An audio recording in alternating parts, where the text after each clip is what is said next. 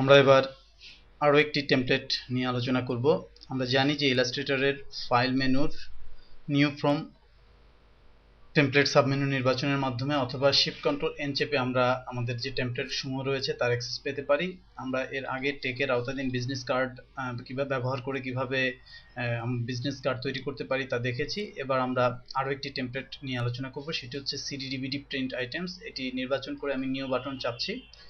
লক্ষ্য করুন, সিডি ডিভিডির জন্য যে সমস্ত প্রিন্ট আইটেমস দরকার, অর্থাৎ সিডির কভার, ডিভিডির কভার, সিডির স্টিকার ইত্যাদি সবকিছু এখানে লিস্টেড আছে। আমি এখান থেকে আমার প্রত্যাশিত যে ডিজাইনটি দরকার সেই ডিজাইনটি পিক করে আমি আমার পরিবর্তনগুলো করে আমি আমার যে সিডির যে ডিজাইন বা ডিভিডির ডিজাইন সেটি করতে পারি। এখানে কোম্পানির নাম ইনপুট করতে হবে, এখানে অ্যাড্রেস ইনপুট করতে হবে, এখানে ফোন নাম্বার এবং ফ্যাক্স নাম্বার ইনপুট করতে হবে, এবং আমরা এখানে আমাদের যে ওয়েব অ্যাড্রেস আছে সেটি ইনপুট করে আমি এই ডিজাইনটিকে আমার প্রত্যাশিত ডিজাইন হিসেবে নিতে পারবো। আমি চাইলে একে কন্ট্রোল সি দিয়ে কপি করে নিউ ডকুমেন্টেও ব্যবহার করতে পারবো। আমি নিউ ডকুমেন্টে একে নিয়ে আসলাম এবং এখানে আমি এই পরিবর্তনগুলো করব।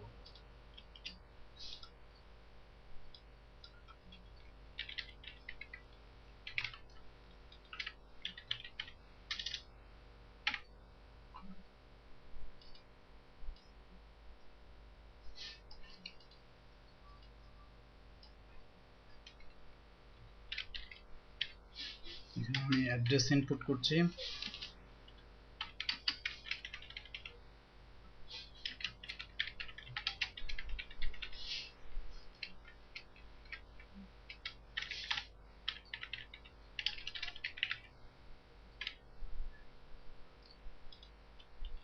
একে অবশ্যই অ্যালাইন করে দিব, নয়তো এটি দেখতে বাজে দেখাবে। এখানে আমার টেলিফোন নাম্বার এবং ফ্যাক্স নাম্বার প্রদান করব।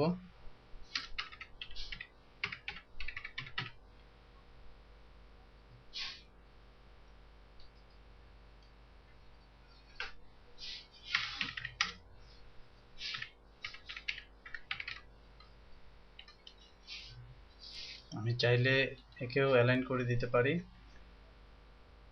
ট্যাব চেপে আমি এটাকে অ্যালাইন করছি। এখানে ওয়েব অ্যাড্রেস প্রদান করব। আসলে টেমপ্লেট বিষয়টি হচ্ছে একটি গোছানো বিষয়, অর্থাৎ এটি আপনাকে এমন একটি স্ট্রাকচার, একটি ডিজাইনকে প্রেজেন্ট করবে যেখানে আপনি খুব সহজেই আপনার প্রত্যাশিত পরিবর্তনগুলো করে মূল ডিজাইন দাঁড় করাতে পারবেন। এখানে আমি কেবলমাত্র কিছু টেক্সট পরিবর্তনের মাধ্যমে কিভাবে একটি ডিজাইন দাঁড় করাতে পারলাম তা দেখলাম। আমি চাইলে এর কালারও পরিবর্তন করতে পারি। আপনারা জানেন যে কালার পরিবর্তনের জন্য এখানে কালার অপশনস রয়েছে। আমি স্কিম, কালার স্কিম যেটি পছন্দ করি, লক্ষ্য করুন সাথে সাথে এর কালার স্কিমটিও চেঞ্জ হয়ে যাচ্ছে, অর্থাৎ এটিকে এমনভাবেই সাজানো হয়েছে যেন আমি আমার প্রত্যাশিত কালারে এটিকে প্রিন্ট করতে পারি। তো এভাবে করে আপনি টেমপ্লেট ব্যবহার করে আপনার কিছু ডিজাইনকে খুব সহজেই কমপ্লিট করতে পারেন। যেহেতু এখানে কিছু স্ট্যান্ডার্ড সাইজ বা প্রিডিফাইন্ড সাইজ রয়েছে, যে সাইজগুলোই মূলত এই প্রিন্টিং স্ট্যান্ডার্ড হিসেবে বিবেচ্য, আপনি সেই ডিজাইনগুলো ব্যবহার করে বা টেমপ্লেটগুলো ব্যবহার করে আপনার ডিজাইনের কাজকে অনেক সহজ করে তুলতে পারেন।